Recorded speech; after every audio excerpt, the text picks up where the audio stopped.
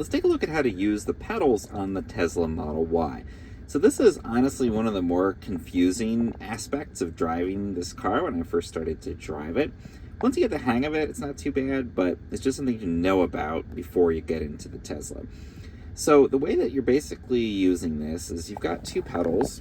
There's a brake on the left here, and then there's this single pedal accelerator, and it also serves as the regenerative braking. So let's kind of get into what that means as you're driving. And basically the idea here is that you've got a one pedal style of driving.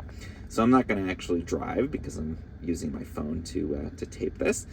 But essentially when you are driving, you're pressing the pedal down to move forward, and the amount you press it down is going to determine how fast you go, just like in a normal car.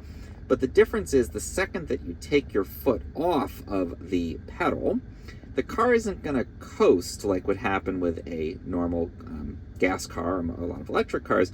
It's actually going to immediately shift into regenerative braking. And that basically uses the car's motors, the electric motors, like generators, and it slows the car down and puts power back into the battery. And that's great if you're coasting down a hill and you're using that momentum to charge up the battery, or coming to a stop. You're, again, like the name implies, regenerating. You're putting some power back into the battery. But it can be a little bit confusing because, in effect, when you're driving, you're just pressing the pedal down enough to go. And then, unlike in a traditional car, you're not taking your foot off the pedal. You're just kind of easing up. And as you ease up, the car will slow down. As you push down, the car will speed up. And it's, again, just basically using that momentum to charge up the battery. So what I found was confusing at first was that I would, like in a traditional car, accelerate, okay, hit my target speed, foot off the pedal, and then all of a sudden the car would like hit the brakes essentially, and I would start to slow down very, very quickly because that was full regenerative braking. So instead, what I found works best is just, again, ease up the pressure and control as you're pushing down and then letting up, pushing down and letting up. Never really take your foot fully off of the pedal in normal driving. And that allows you to really just sort of press the pedal down enough to go the speed you want.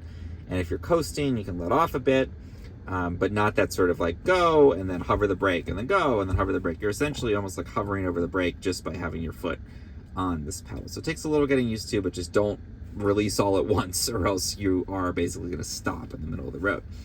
Now the other pedal here, this is the friction brake. So this is your traditional brake like you'd have on a normal car. And this is used, it doesn't regenerate. So this is going to be used for braking situations where the regenerative braking isn't enough. So, a car pulls in front of you and you have to slam on the brakes or hit the brakes harder. Make sure you're not going to hit it. Or you're going too fast down a hill and you need to slow the car down.